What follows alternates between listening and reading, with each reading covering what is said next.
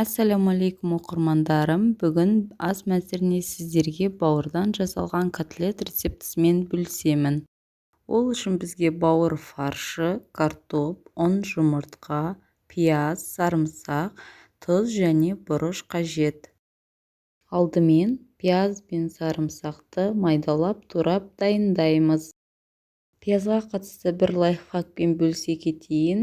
Пиязды турағанда көздеріңіз ашымас үшін аузыңызға су ұстап тұрып тураңыз. Сол кезде көздеріңіз ашымайды.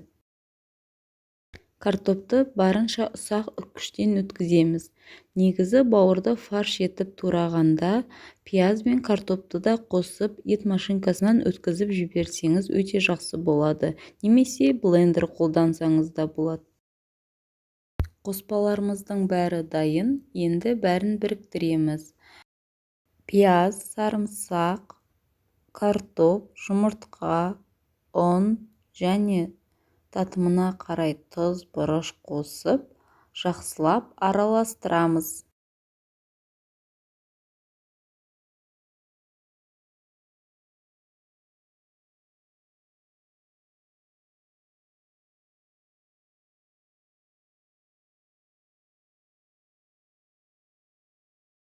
Толықтай араластырып болған соң пісіруге кірісеміз.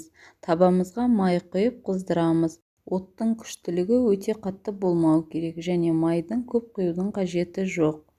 Қызған майға шамамен 1,5 ас қасықтан салып шығамыз. Шамамен 1-2 минуттан кейін келесі бетіне аударамыз.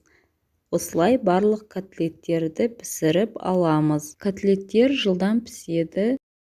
Отта ұзақ ұстап қоймаңыздар. Дайын болған котлеттерді қағаз салфетка төселген тарелкаға аламыз. Сол кезде котлеттің сыртындағы артық майлары қағазға сіңіп кетеді.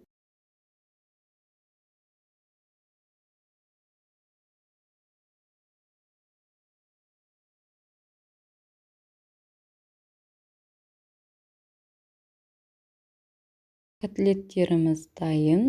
Енді гарнирмен ұсынамыз. Мен бүгін гарниріне макарон жасадым. Макарондарды алдын ала суға қайнатып аламыз. Дайын болып қалғанда үстіне котлеттерімізді қойып 5 минут баяу отта бұқтырып аламыз. Бұл котлеттерге де кез келген гарнир өте жақсы болады. Жұмсақ әрі дәмді болып шығады. Міндетті түрде жасап көріңіздер. Барлықтарыңызға ас болсын.